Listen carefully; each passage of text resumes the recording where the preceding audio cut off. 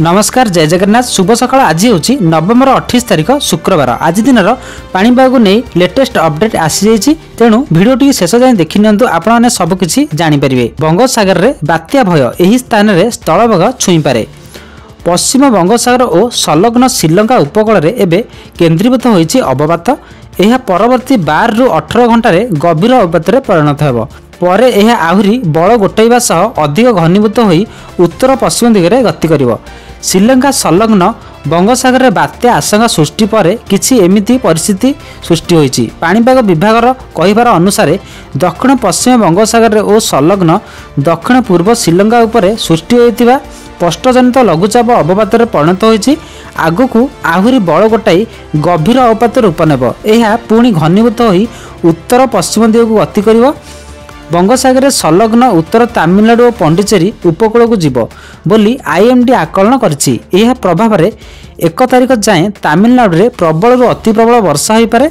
29 और 30 तारिख में उपकूल आंध्र प्रदेश और रायलसीमार विपत्ति स्थान में प्रबल वर्षा हो पारे बोली आईएमडी आकलन करछि। तेबे संभाव्य बात्या पई उपकूलिया लोके छानिया हेलणी, कारण वर्षा एवं पवनर संभाव्य थिबारु क्षयक्षति हेबा नै आशंका करा जाउछि।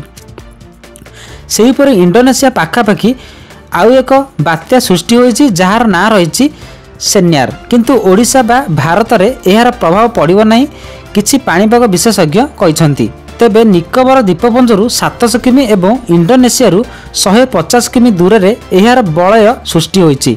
कुआ जायछि जे इंडोनेशिया उपकूल रे सेन्यार स्थलभाग छुई पारे, किंतु गुरुवार राति सुधा एहा दुर्बल होई अवपात को खसीजिव बोली पाणीपाग विभाग आईएमडी आकलन करछि।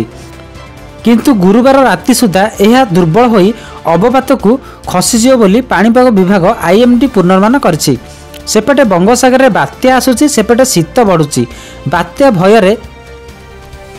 भय भितर शीत भांगी 71 वर्षर रेकर्ड। आज राज्यर 6टी स्थान में सर्वनिम्न राति तापमात्रा 10 डिग्री तले रही।